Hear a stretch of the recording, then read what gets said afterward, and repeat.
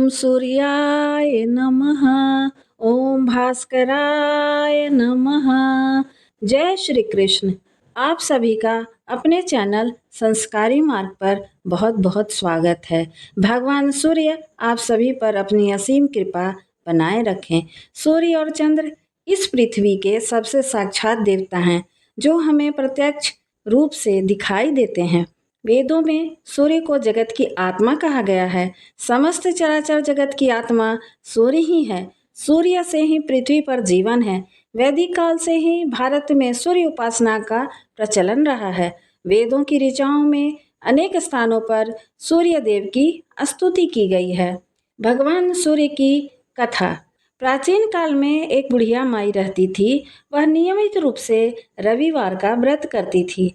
रविवार के दिन सूर्योदय से पहले उठकर बुढ़िया माई स्नान आदि से निवृत्त होकर आंगन को गोबर से लीपकर स्वच्छ करती।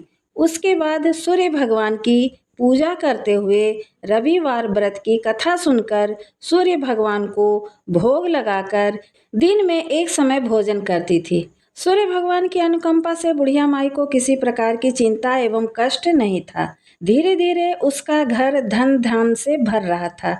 उस बुढ़िया माई को सुखी होते देख उसकी पड़ोसन उससे जलने लगी। बुढ़िया माई ने कोई गाय नहीं पाल रखी थी, अतः वह अपनी पड़ोसन के आंगन में बंधी गाय का गोबर लाती थी। पड़ोसन ने कुछ सोचकर अपनी गाय को घर के भीतर बांध दिया। रविवार को गोबर न मिलने से बुढ़िया माई ने आंगन नहीं लीप सकी। आंगन न लीप पाने के कारण उस बुढ़िया माई ने सूर्य भगवान को भोग भी नहीं लगाए और उस दिन स्वयं भी भोजन नहीं किया। सूर्यास्त होने पर बुढ़िया माई भूखी प्यासी सो गई। प्रातःकाल सूर्योदय से पूर्व उस बुढ़िया माई की आंख खुली तो अपने घर के आंगन में सुंदर गाय और बछड़े को देखकर हैरान हो गई। गाय को आंगन में बांधकर उसने जल्दी से उसे चारा लाकर खिलाए। पड़ोसन ने उस बुढ़िया माई के आंगन में बंधी सुंदर गाय और बछड़े को देखा तो वह उससे और अधिक जलने लगी। तभी गाय ने सोने का गोबर किया। गोबर को देखते ही पड़ोसन की आंखें फटी रह गई। पड़ोसन ने उस बुढ़िया माई को आसपास न पाकर तुरंत गोबर उठाया और अपने घर ले गई तथा अपनी गाय का गोबर वहां रखकर सोने के गोबर से पड़ोसन कुछ ही दिनों में धनवान हो गई। गाय प्रतिदिन सूर्योदय से पूर्व सोने का गोबर किया करती थी और बुढ़िया माई के उठने के पहले पड़ोसन उस गोबर को उठाकर ले जाती थी। बहुत दिनों तक बुढ़िया माई को सोने के गोबर के बारे में कुछ भी पता नहीं चला। बुढ़िया माई पहले की तरह हर रविवार को भगवान सूर्य का व्रत करती रही और कथा सुनती रही। लेकिन सूर्य भगवान को जब पड़ोसन की चालाकी पता चली तो उन्होंने बहुत ही तेज आंधी चलाई। आंधी का प्रकोप देखकर बुढ़िया माई ने गाय को घर के भीतर बांध दिया।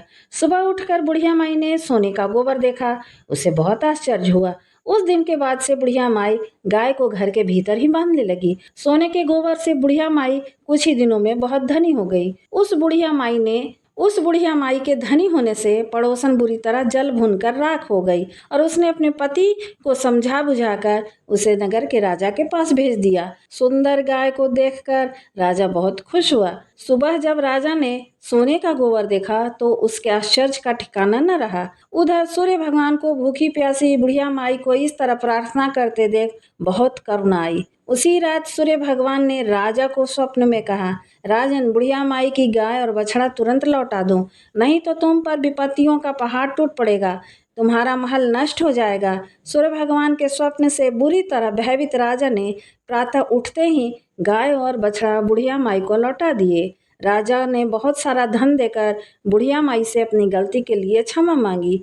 राजा ने पड़ोसन और उसके पति को उसकी इस दुष्टता के लिए दंड दिए। फिर राजा ने पूरे राज्य में घोषणा कराई कि सभी स्त्री पुरुष रविवार का व्रत किया करे।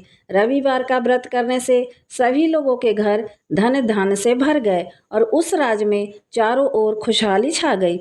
स्त्री पुरुष सुखी जीवन यापन करने लगे तथा सभी लोगों के शारीरिक कष्ट भी दूर हो गए।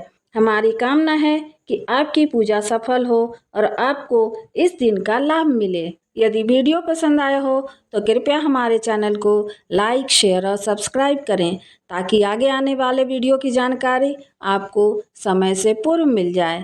धन्यवाद।